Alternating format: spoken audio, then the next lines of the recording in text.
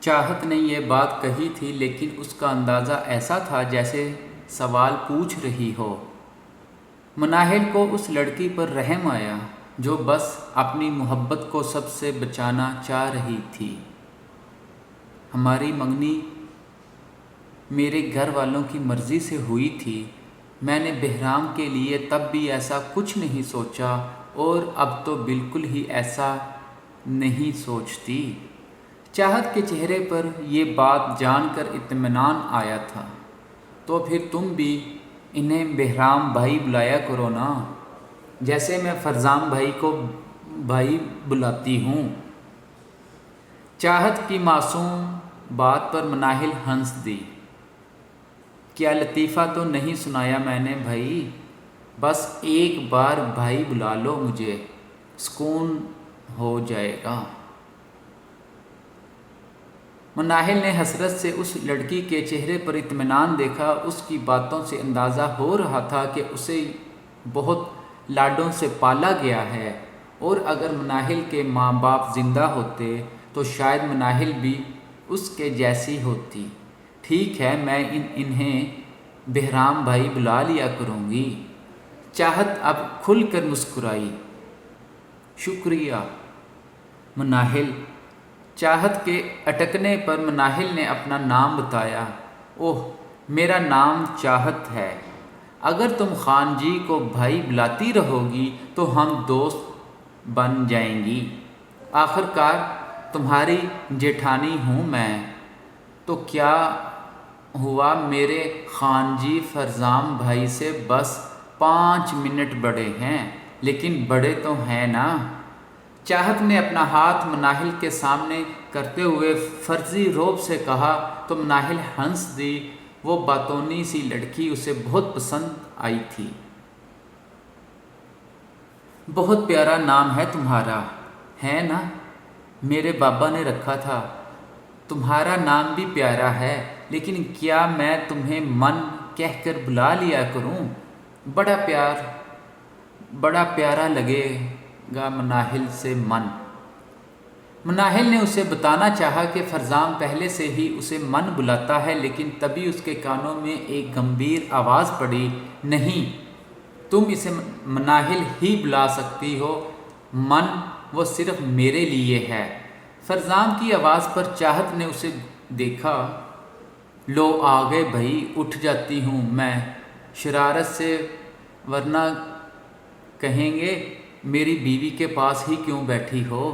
چاہت نے منہ بسور کر کہا اور اٹھ کر کھڑی ہو گئی۔ نہیں کہوں گا، اگر تمہاری وجہ سے میری من کے چہرے پر ایسے ہی مسکراہٹ رہے گی تو۔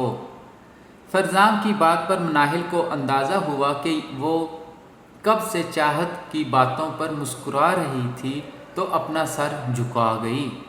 اچھا، پھر چینج کر کے آتی ہوں، تینوں بیٹھ کر زیادہ سی باتیں کریں گے۔ چاہت اتنا کہہ کر بھاگنے والے انداز میں وہاں سے چلی گئی تو فرزام مسکراتے ہوئے مناہل کے قریب بیٹھ گیا۔ چاہت بہت پیاری ہے۔ فرزام اس کے انکشاف پر مسکرایا۔ ابھی لگ رہی ہے، ذرا صبر کرو، کانوں میں روئی ٹھونسنے پر مجبور کر دے گی۔ مناہل اس کی بات پر پھر سے ہنس دی۔ وہ یوں کھل کر مسکراتی فرزام کو بہت اچھی لگ رہی تھی۔ کچھ دیر کے بعد چاہت ایک نیلا سوٹ پہن کر وہاں آئی۔ لیں، آ گئی میں۔ چاہت نے مناہل کے پاس بیٹھتے ہوئے کہا۔ کتنی ہی دیر مناہل فرزام اور چاہت کی باتیں سنتی رہی تھی۔ وہ دونوں بالکل ٹوم اور جیری کی طرح لڑتے تھے۔ فرزام چاہت کو چڑھاتا اور چاہت بہت آسانی سے چڑ جاتی۔ تبھی فرزام کا موبائل بجنے لگا تو وہ بہرام کا نمبر دیکھ کر وہاں سے اٹھ کر تھوڑا دور آ گیا۔ تو تمہیں اسلام آباد کیسا لگا؟ چاہت نے مناہل سے پوچھا۔ بہت اچھا ہے، سر سبز سا، اور پہاڑ تو مجھے ہمیشہ سے دیکھنے کا شوق تھا، لیکن کبھی گھر سے نہیں نکلی۔ آخری بات مناہل نے تھوڑا افسردگی سے کہی اور فرزام کا پورا دھیان بہرام کی باتوں کی بجائے مناہل پر تھا۔ ہاں تو فرزام بھائی سے کہو نا کہ تمہیں منال لے کر جائیں، یا پھر دامن کو، بہت پیارے پہاڑ ہیں وہاں۔ کیا وہاں برف باری بھی ہوتی ہے؟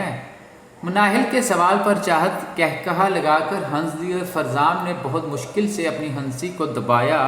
نہیں، اس کے لیے مر ہی جانا پڑے گا۔ کیا تمہیں برف باری پسند ہے؟ مناہل اس سوال پر سوچ میں پڑ گئی۔ کبھی دیکھی تو نہیں لیکن شوق بہت ہے۔ فرزام اس کی بات پر مسکرا دیا۔ وہ جان گیا تھا کہ اسے آگے کیا کرنا ہے۔ ہیلو فرزام، تم میری بات سن رہے ہو کیا؟ بہرام کے پوچھنے پر فرزام کا دھیان مناہل سے ہٹا۔ ہاں سن رہا ہوں۔ فرزام نے جھوٹ بولا۔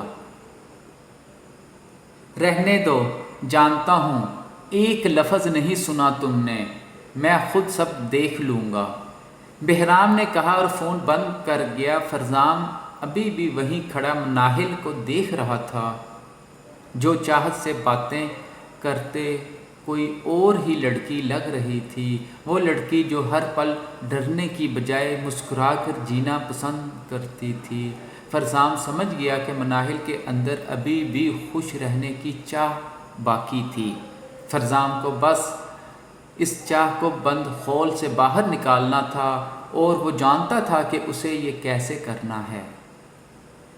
چاہت رات کے کھانے کے بعد کتنی ہی دیر تک بہرام کا انتظار کرتی رہی تھی، لیکن وہ نہ جانے کہاں مصروف تھا، جو ابھی تک گھر نہیں آیا تھا۔ آخر کار جب اس کے صبر کا پیمانہ لبریز ہو گیا تو فون پکڑ کر اس سے کال کرنے لگی۔ ہیلو۔ دوسری بیل پر ہی بہرام نے فون اٹھا کر کہا۔ اس کی آواز پر چاہت کا معصوم دل بہت زور سے دھڑکا۔ آپ گھر کب آئیں گے خان جی؟ بہرام کچھ دیر خاموش رہا، پھر آہستہ سے بولا، آج نہیں آ سکوں گا، کام کے سلسلے میں ایک کلائنٹ سے ملنا ہے۔ یہ جان کر چاہت کا منہ بن گیا۔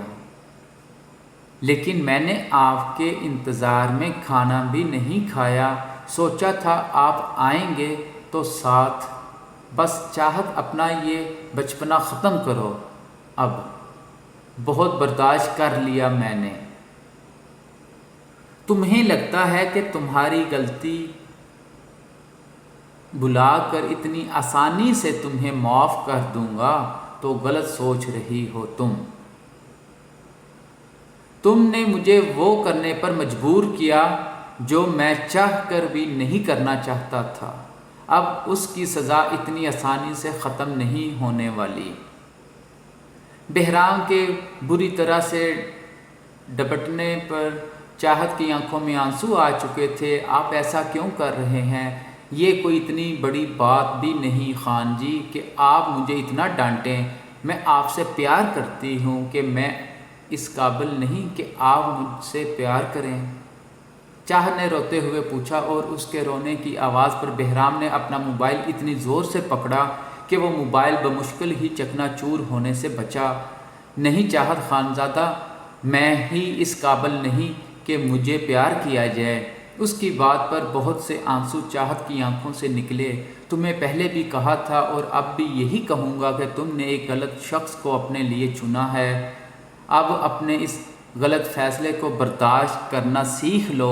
اتنا کہہ کر بہرام نے فون بند کر دیا اور چاہت لاؤنج کے صوفے پر سمٹتی پھوٹ پھوٹ کر رونے لگی۔ وہ تو بس بہرام کی محبت چاہتی تھی۔ اسے لگا تھا کہ اس اپنے پیار سے اسے بھی پیار کرنے پر مجبور کر دے گی، لیکن اب اس کی ہمت آہستہ آہستہ سے ختم ہو رہی تھی۔ تقریباً 12 بجے وہ اٹھ کر اپنے کمرے کی طرف چل دی، لیکن راستے میں بہرام کا کمرہ دیکھ کر وہ وہاں رکی۔ وہ بہرام کا احساس اپنے قریب چاہتی تھی، اس کا پیار چاہتی تھی۔ چاہت نے اس کے کمرے کا دروازہ کھولا، کمرے میں آ کر اس کے بیڈ پر لیٹ گئی۔ بہرام نے تو کل صبح واپس آنا تھا۔ چاہت نے سوچا کہ وہ اس کے آنے سے پہلے یہاں سے چلی جائے گی۔ اسے تکیے اور کمبل سے بہرام کی خوشبو آ رہی تھی، اور اس خوشبو کو خود میں سماتی وہ آنسو بہانے لگی۔ یوں ہی بہرام کی خوشبو کو محسوس کرتی وہ کب آنسو بہاتی سو گئی، اس کا اندازہ تو اسے بھی نہیں ہوا تھا۔ تقریباً فجر کے وقت بہرام گھر واپس آیا۔ کمرے میں آتے ہی اس کی نظر چاہت پر پڑی جو اس کے بستر میں سمٹی ہوئی سوئی ہوئی تھی۔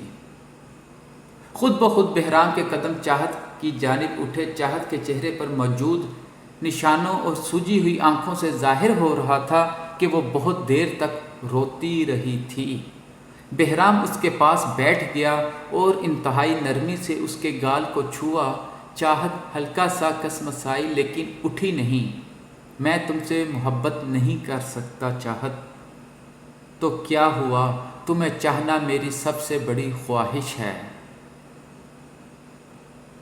بہرام نے اب کی بار اس کی آنکھوں کو چھوا۔ سوچتا ہوں جب تمہیں سچ پتہ چلے گا تو تمہاری آنکھوں میں میرے لیے جو نفرت ہوگی اسے کیسے سہوں گا۔ بہرام نے کرب سے اپنی آنکھیں موند لی۔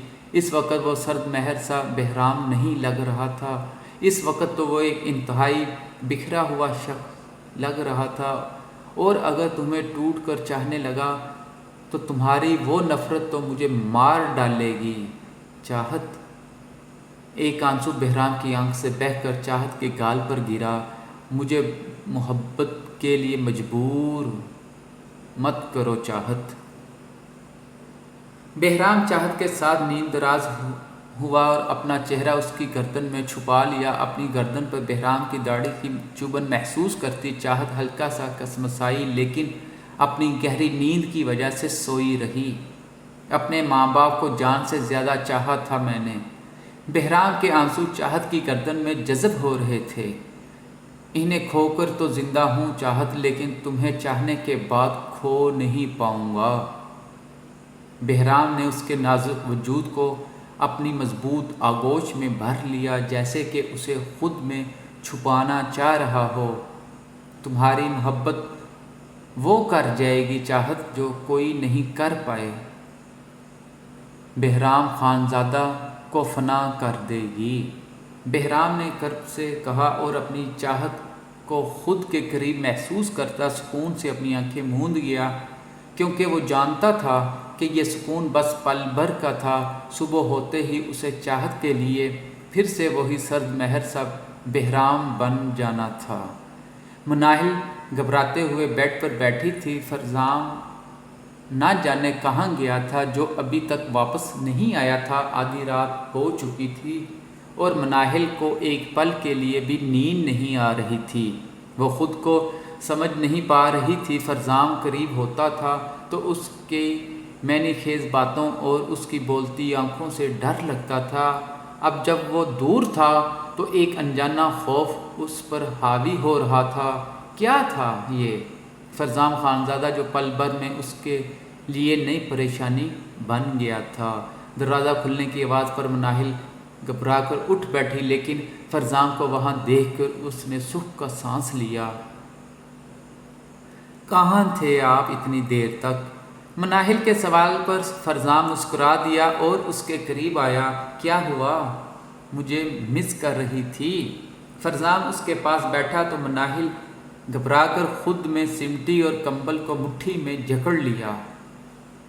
مجھے اکیلے ڈر لگ رہا تھا بس، مناہل نے گھبراتے ہوئے کہا۔ فرزام کو مزید خود کے قریب ہوتا دیکھ کر مناہل کی پکڑ کمبل پر مزید سخت ہو گئی۔ کیا چاہتی ہو تم من؟ میں پاس ہوتا ہوں تو مجھ سے ڈرتی ہو، دور ہوتا ہوں تو تنہائی سے۔ کیا حل ہے تمہارے اس ڈر کا؟ مناہل نے گھبرا کر فرزام کو دیکھا جو شریر نگاہوں سے اسے دیکھ رہا تھا۔ کیا آپ دور رہتے ہوئے پاس نہیں رہ سکتے؟ مناہل کے سوال پر فرزام ہنس دیا اور اچانک اپنے دونوں ہاتھ مناہل کے گرد بیڈ پر رکھ کر مناہل کے اس قدر قریب ہو گیا کہ مناہل اس کی سانسوں کی گرمائش اپنے چہرے پر محسوس کرنے لگی۔ یعنی تم چاہتی ہو کہ صدیوں کا پیاسا بس کنویں کو دیکھتا رہے اور پیاس سے تڑپ تڑپ مر جائے؟ مناہل نے گھبرا کر اپنی آنکھیں زور سے میچ لی اور اس کا سانس پھر سے سینے میں ہی اٹک گیا۔ اف فرزام پلیز، مجھے ڈر لگتا ہے۔ فرزام نے ایک نظر اس کے کپ کپاتے گلابی ہونٹوں کو دیکھا۔ دل تو کہہ رہا تھا کہ بس اپنا حق استعمال کرتے ہوئے دل کھول کر ان نازک لبوں سے محبت کا جام پیے، لیکن اپنی من کے ڈر اور رکی سانسوں کا خیال کرتا اس سے دور ہو گیا۔ اس کے دور ہوتے ہی مناہل زور زور سے گہرے سانس بھرنے لگی۔ میں بحران کے ساتھ تھا، اس کی ایک میٹنگ میں ہیلپ کر رہا تھا تاکہ وہ بعد میں مجھے ڈسٹرب نہ کرے۔